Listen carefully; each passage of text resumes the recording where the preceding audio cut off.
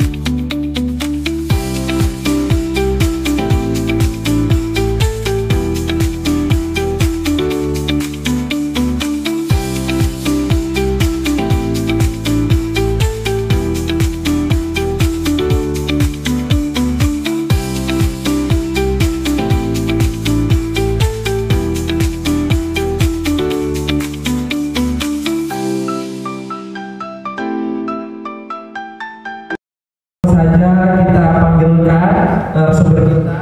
Beliau merupakan lulusan dari Universitas Indonesia, kemudian pernah menjadi guru dan juga kepala sekolah, dan juga merupakan komisioner Satgas Perlindungan Anak, dan beliau juga menjabat sebagai Ketua Dewan Pakar Federasi Serikat Guru Indonesia, dan juga bidang LBH dan advokasi kebijakan pendidikan IKA Universitas Negeri Jakarta dari 2021 sampai sekarang ini.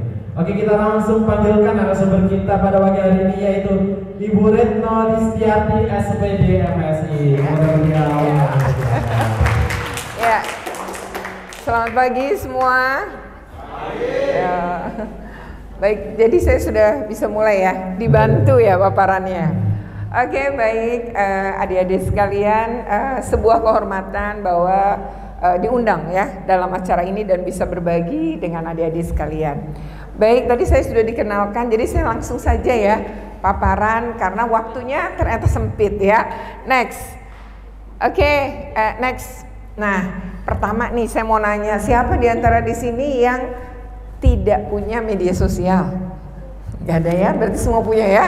Oke, dan tahukah kalian bahwa Indonesia saat ini adalah urutan ke-10 tertinggi di dunia anak-anaknya menjadi korban kekerasan seksual secara daring, ya.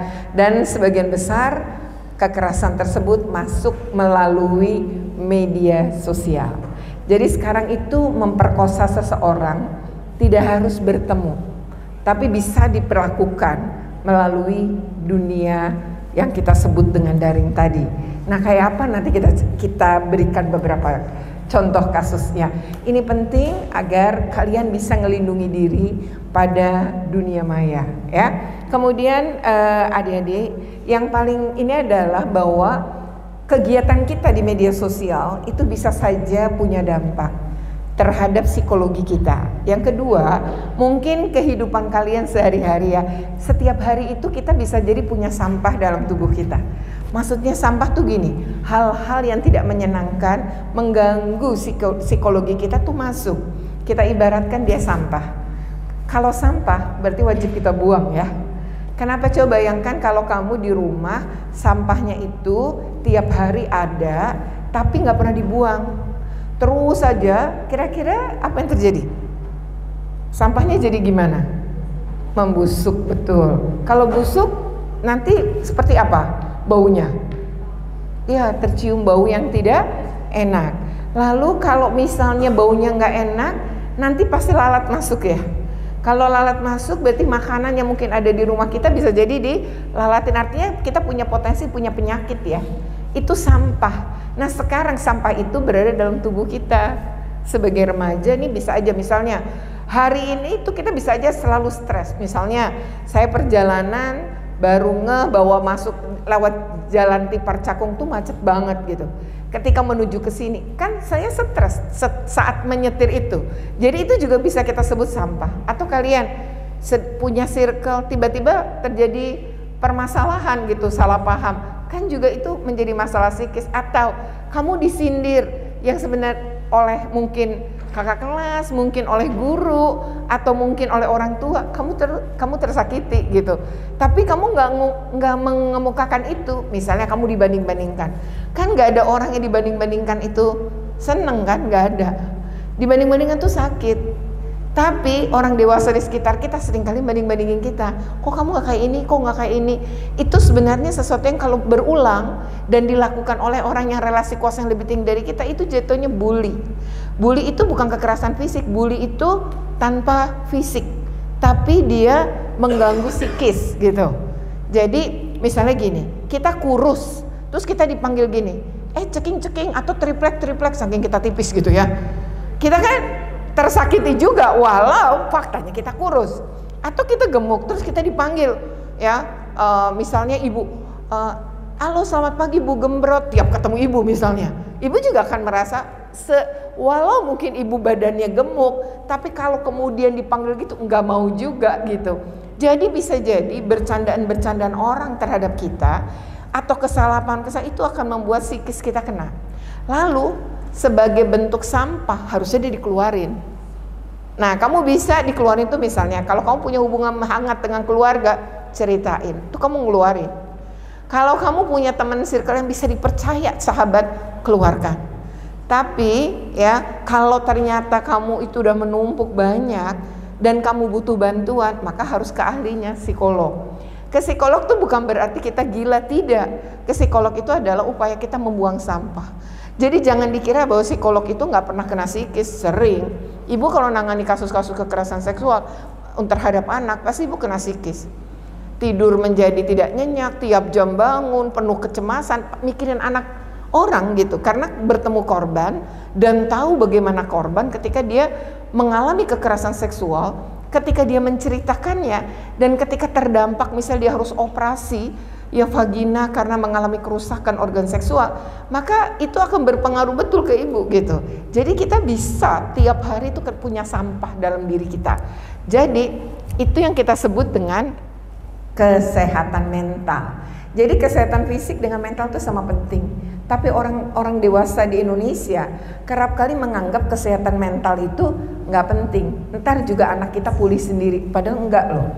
Jadi kesehatan mental itu karena kita punya tadi beragam sampah yang bisa jadi tiap hari masuk ke tubuh dan pikiran kita, maka harusnya dikeluarin gitu. Nah ini ya, jadi kesehatan mental tuh bisa terjadi ya kalau dibiarkan terus menerus. Jadi mulai dari rasa takut, cemas, sulit berkonsentrasi, panik, malas. Ya malas itu juga bagian dari posisi kesehatan mentalnya terganggu. Jadi kalau orang yang sehat mental itu tidak akan malas sebenarnya. Ya jadi itu karena ada sesuatu, makanya buang sampahnya mesti kita lepaskan. Next. Nah, bisa next ya.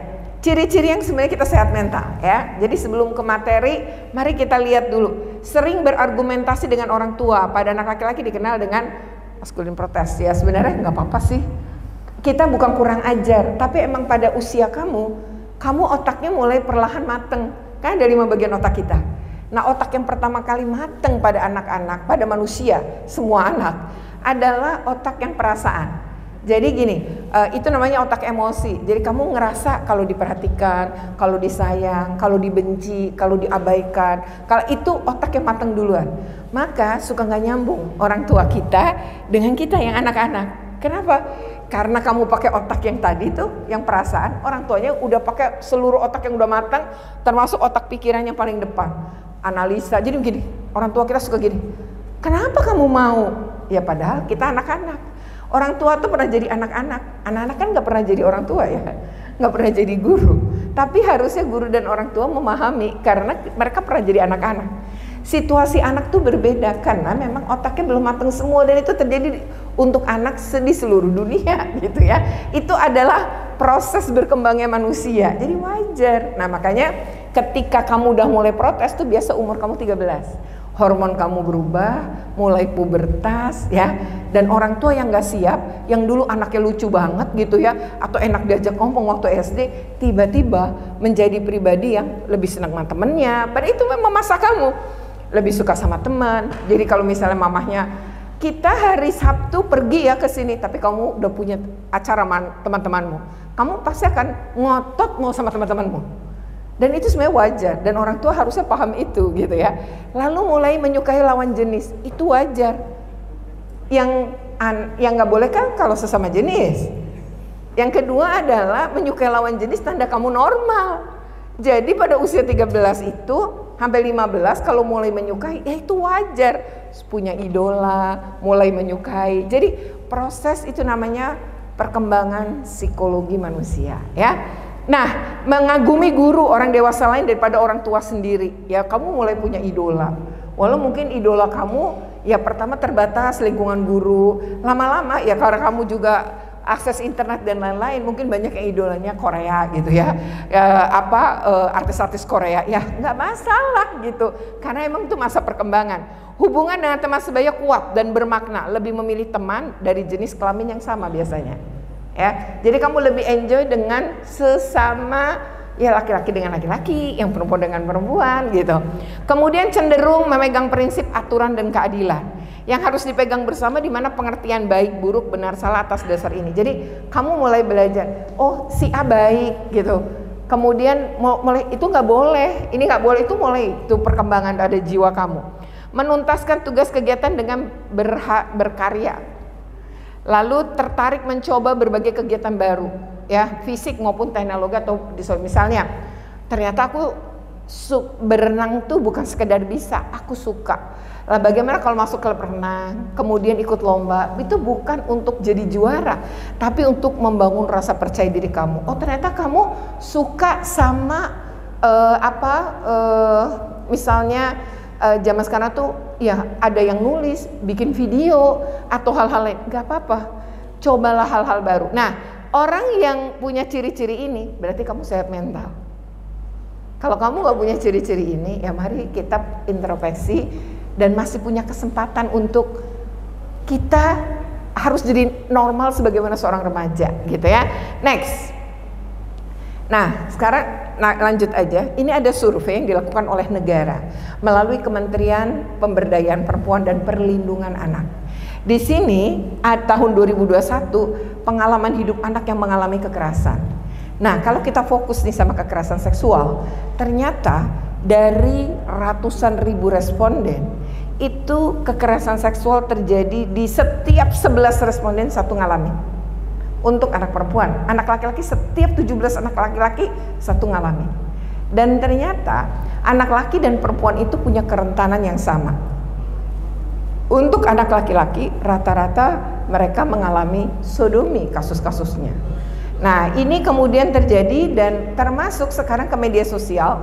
Biasanya anak-anak, saya pernah nanganin anak lewat game Hago ya. Game Hago tuh gamenya anak kecil gitu. Tapi ternyata game di Indonesia, game itu bisa dimasuki siapapun kan. Lalu ada orang dewasa ngaku anak-anak dengan umur yang tidak jauh beda dengan para pemain. Lalu di situ kan ada percakapan. Dulu tuh game Hago bisa melakukan percakapan.